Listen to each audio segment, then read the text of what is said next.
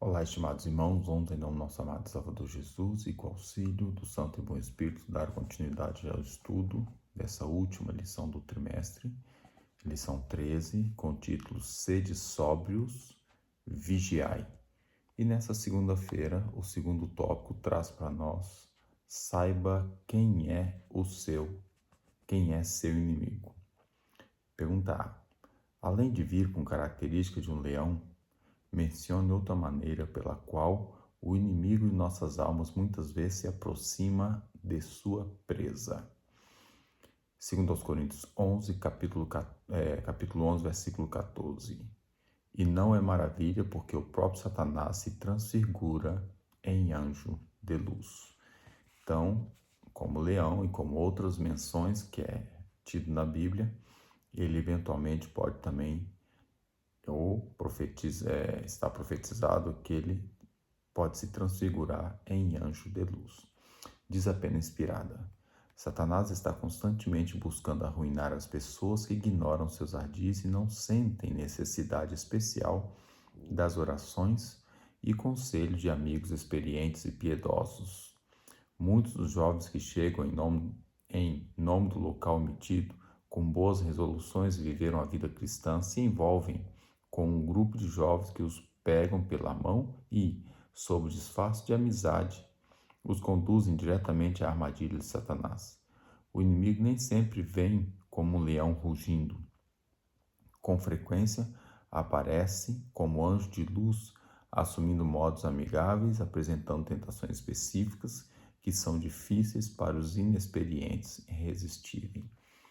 Então, aqui chama atenção um aspecto muito importante, muito interessante, que ele pode aparecer de forma de amigos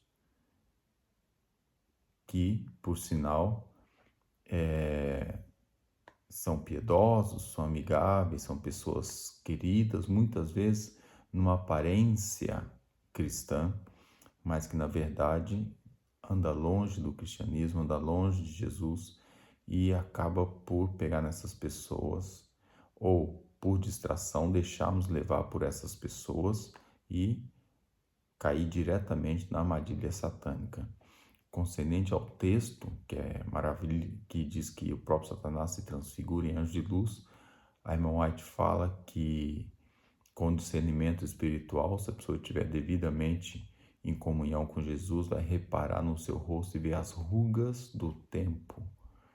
São mais de 6.000 anos de pecado, ou quase 6.000 anos de pecado, que ele vem carregando e seu rosto já é um rosto envelhecido.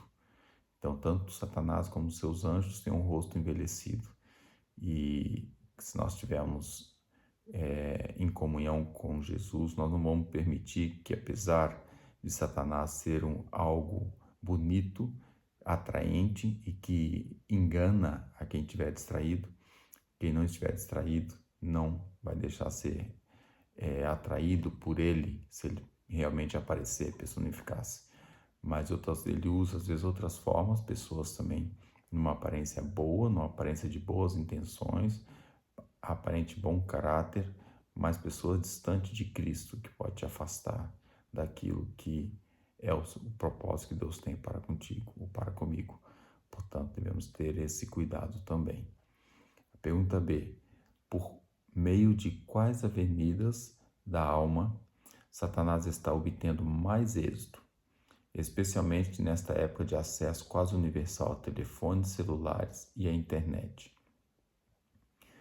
O apóstolo Pedro, na sua primeira carta, capítulo 2, versículo 11, diz: Amados, peço-vos, como a peregrinos e forasteiros, que vos abstenhais das concupiscências carnais que combatem contra a alma. E ainda também o primeiro epístolo de João, capítulo 2, versículo 16, diz: Porque tudo o que há no mundo, a concupiscência da carne, a concupiscência dos olhos e a soberba da vida não é do Pai, mas do mundo. Portanto, aqui chama especial atenção a aquilo que é carnal, aquilo que puxa tudo que desvia o espírito e é de forma carnal. Poderíamos estar citando diversos tipos de elementos aqui, de situações e tudo isso, mas vamos ver o que a pena inspirada tem para nós, primeiramente. Testemunho para a Igreja, volume 2, página 410, diz: muitos dos jovens leem tudo o que conseguem obter. Eu podia acrescentar aqui, assistem, olham, estão ali nas redes sociais, que na época da profetisa não tinha ainda os meios eletrônicos, hoje tem. Então, muitos dos jovens assistem, ouvem e leem tudo o que se pode obter. História de amor emocionantes, imagens impuras têm uma influência que corrompe. Muitos leem romances com entusiasmo e, com o resultado, sua imaginação se contamina. Fotografias de mulheres nuas são frequentemente divulgadas, principalmente online, hoje. A contemplação e a leitura despertam a concupiscência dos olhos e as paixões corruptas. A imaginação depravada deprava a alma. A mente se agrada em contemplar cenas que despertam as mais baixas paixões. Essas imagens vis, contempladas pela imaginação contaminada, degradam a moral e preparam os seres iludidos e apaixonados para ceder livremente às paixões carnais. Então, segue-se pecados e crimes que se arrastam. Seres formados à imagem de Deus ao nível dos animais, mergulhando-os finalmente na perdição. Por isso, evite ler e contemplar cenas que sugiram pensamentos impuros. Cultive as faculdades morais e intelectuais. Apelo aos pais para que controle a leitura e o acesso à internet dos filhos. Aqui a parte do acesso à internet dos filhos está entre crase, que era porque é uma atualização para os dias de hoje. Seguindo a leitura com apenas uma frase do Christian Temperance and Bible Hygiene, página 37. Pelo apetite, Satanás controla a mente e o ser todo. E para finalizar, conselho sobre o regime alimentar, página 235. Pelo exemplo e educação que tem dado, muitas mães cristãs estão preparando os próprios filhos para se tornarem comilões e alcoólatras. As crianças frequentemente comem o que querem e quando querem, sem levar em conta a saúde. Então, essa pergunta é uma pergunta muito importante para os dias atuais. Por que meio ou por quais avenidas da alma Satanás está obtendo êxito? Então, aqui, o principal meio que ele tem tido êxito é através dos olhos, é através dos ouvidos, é através de tudo que se transmite hoje. Antigamente, Satanás conseguia trazer alguns filmes de 1 hora e meia, 2 horas, depois 3 horas, longa-metragem. Depois ele viu que não era o suficiente, ele arquitetou as séries. E hoje as pessoas perdem imensas horas do dia nas suas séries favoritas, onde muitas das vezes está torcendo pelo bandido, está vendo cenas sensuais, às vezes vendo até coisas mais picantes ainda. E tudo isso leva a um desvio, um distúrbio, uma deturpação do caráter, das coisas corretas, do que não deve fazer e acontecer, e tem desviado a atenção para aquilo que não convém.